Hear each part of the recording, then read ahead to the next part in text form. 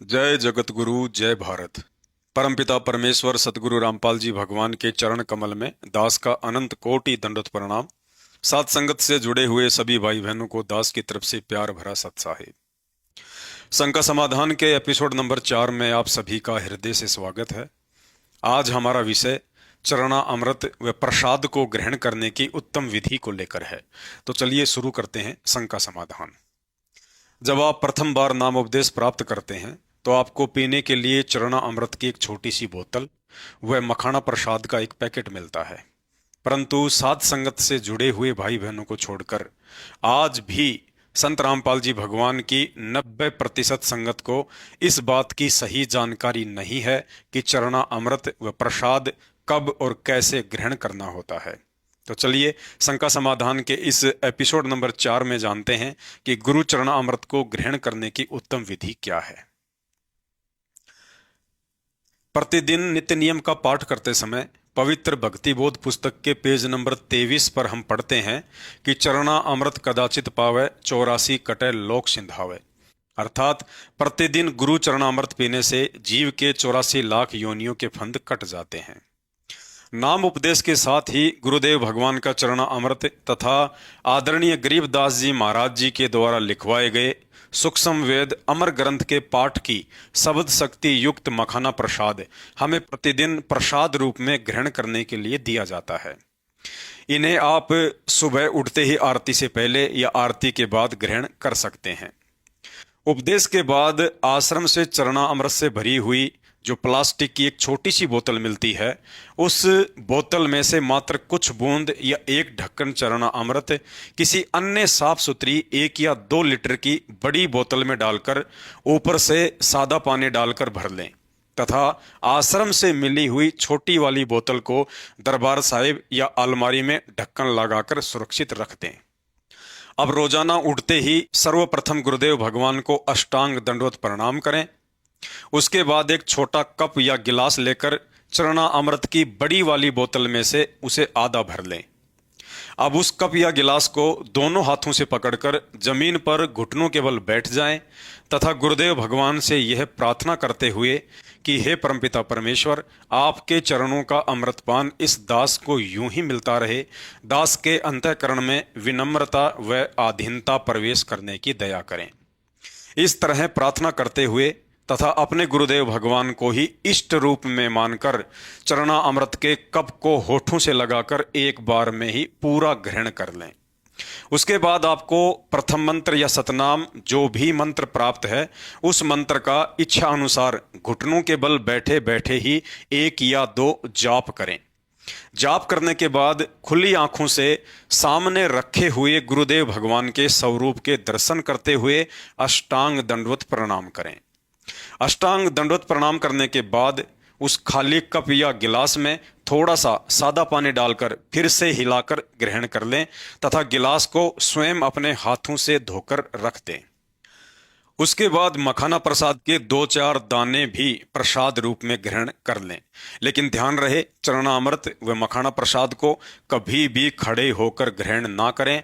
ऐसा करने से प्रसाद का अनादर होता है। भाई और बहनों, मखाना प्रसाद को आप जी दिन में तीनों समय की आरती के बाद में थोड़ा थोड़ा अवश्य लें, जबकि चरणा अमृत को केवल सुबह के समय ही लेना है। शंका नंबर 2, नाम उपदेश के बाद पीने के लिए गुरु चरणा अमृत क्यों दिया जाता है। नाम उपदेश के बाद साधक को सतगुरु का चरणा अमृत देने के पीछे का कारण है भगत के अंदर जाति धर्म कुल गोत्र पद प्रतिष्ठा या धन अभिमान जैसे हर प्रकार के अहंकार को खत्म करके उसे भक्ति के योग्य बनाना।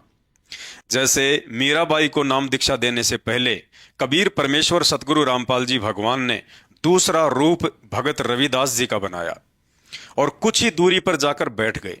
जब मीराबाई उपदेश लेने के लिए आई तो परमात्मा ने कहा कि उधर भगत रविदास जी बैठे हैं, उनसे जाकर नाम दीक्षा ले लो। परमात्मा यह देखना चाहते थे यदि मीराबाई भक्ति योग्य आत्मा है तो जाति के अभिमान को त्याग कर रविदास जी से उपदेश प्राप्त कर लेगी, क्योंकि रविदास जी चमार जाति से थे और मीराबाई राजपूत जाति से थी, क्योंकि उस समय जाति पाति का समाज में बहुत ज्यादा प्रभाव था। उपदेश से पहले रविदास रूप में कबीर परमात्मा सतगुरु रामपाल जी भगवान ने कहा कि मीराबाई, सोच समझकर उपदेश लेना। मैं चमार जाति से हूं और आप ठाकुरों की लड़की हो। कल को समाज बहुत कुछ बातें सुनाएगा और यदि उपदेश लेने के बाद अपने गुरुजी के मन में जरा सा भी दोष उत्पन्न हो गया तो सारी भक्ति कमाई नष्ट हो जाती है। मीराबाई ने कहा कि आज से आप मेरे पिता और मैं आपकी बेटी। भाड़ में जाए समाज, मुझे आत्म कल्याण करवाना है। तब रविदास रूप में परमेश्वर सतगुरु रामपाल जी भगवान प्रसन्न हुए और मीराबाई जी को उपदेश दिया। ठीक इसी तरह भगत के अंदर से जात पात, धर्म, कुल, गोत्र, पद प्रतिष्ठा व धन अभिमान आदि के अहंकार को समाप्त करने व भगत की अपने गुरुजी के प्रति सच्ची श्रद्धा चेक करने के लिए नाम उपदेश के बाद गुरुदेव भगवान के चरणों के ऊपर से जल डालकर उसे एक बोतल में बंद करके भगत को प्रतिदिन पीने के लिए दिया जाता है। यदि भगत भक्ति अधिकारी जीव होगा तो उस जल को अमृत समझकर रोजाना ग्रहण करके अपने आत्म कल्याण की तरफ आगे बढ़ेगा। अन्यथा मन में यह दोष पैदा करके भक्ति से दूर हो जाएगा कि मैं तो जाति से ब्राह्मण या बनिया हूं और गुरुजी तो जाट जाति से हैं और मैं सर्वश्रेष्ठ जाति से होकर भला एक जाट संत के चरणों का जल कैसे पी सकता हूं। आदरणीय गरीबदास जी महाराज अपनी वाणी में कहते हैं, गुरु को मानुष जो जाने और करे चरणा अमृत को भी पान, ते नर नरक में जाएंगे युग युग बने समान। अर्थात गुरुजी को अपने जैसा सामान्य व्यक्ति या संत समझकर चरणा अमृत ग्रहण करने वाला भगत या भगतमती भक्ति करते करते भी मरने के उपरांत नरक में तथा उसके बाद कुत्ते की योनि प्राप्त करते हैं। अतः चरणा अमृत अवश्य लें, परंतु हृदय से अपने गुरुदेव को ही एकमात्र पूर्ण ब्रह्म कबीर परमात्मा स्वीकार करके कि इनके अलावा और दूसरा कोई कबीर भगवान नहीं है। शंका नंबर 14, गुरुदेव भगवान का चरणा अमृत और मखाना प्रसाद किसी अन्य अनुपदेशी व्यक्ति को भी दिया जा सकता है या नहीं? गुरुदेव भगवान के आदेश अनुसार प्रसाद और चरणामृत केवल उपदेशी भगत भाई बहन ही ग्रहण कर सकते हैं। अनुपदेशी को प्रसाद व चरणा अमृत नहीं देना है। एक समय की बात है, एक उपदेशी बहन ने अपने पड़ोसी के बच्चे को प्रसाद दे दिया। कुछ ही देर बाद बच्चा बेहोश होकर गिर गया, परंतु 10 मिनट के बाद पुनः होश में आ गया। आसपास के सभी लोग उस बहन को बुरा भला कहने लगे और साथ में गुरुदेव भगवान की भी निंदा करने लगे।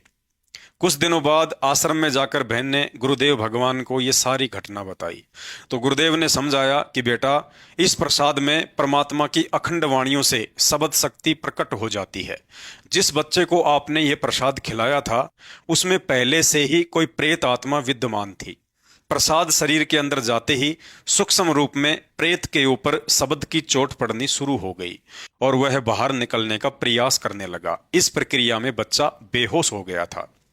उस दिन के बाद से गुरुदेव भगवान ने सारी संगत को यह आदेश दिया कि प्रसाद और चरणा अमृत किसी भी अनुपदेशी व्यक्ति को नहीं देना है, अन्यथा आप भी मुसीबत में आ जाओगे और आपके गुरुदेव को भी लोग भला बुरा कहेंगे।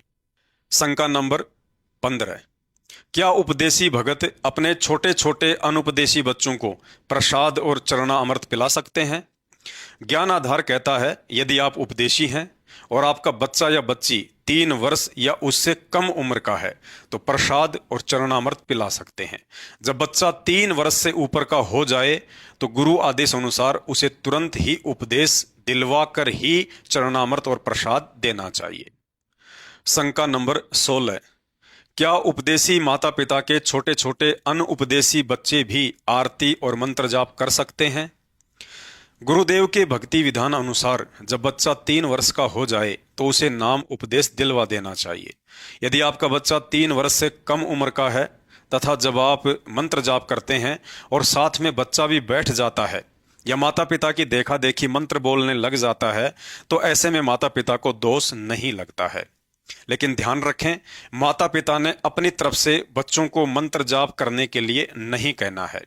बच्चा स्वयं की मर्जी से जैसे भी करे उन्हें करने दें, परंतु बच्चा 3 वर्ष के ऊपर की उम्र का होते ही गुरुदेव भगवान से उसे नाम उपदेश अवश्य दिलवा देना चाहिए।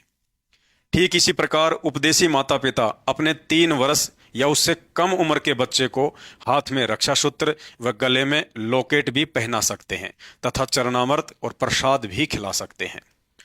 शंका नंबर 17, क्या उपदेशी भगत या भगतमती 3 वर्ष से कम उम्र के अपने बच्चों के अलावा अपने देवर, जेठ या आड़ोसी पाड़ोसी के अन्य बच्चों को प्रसाद और चरणा अमृत दे सकते हैं?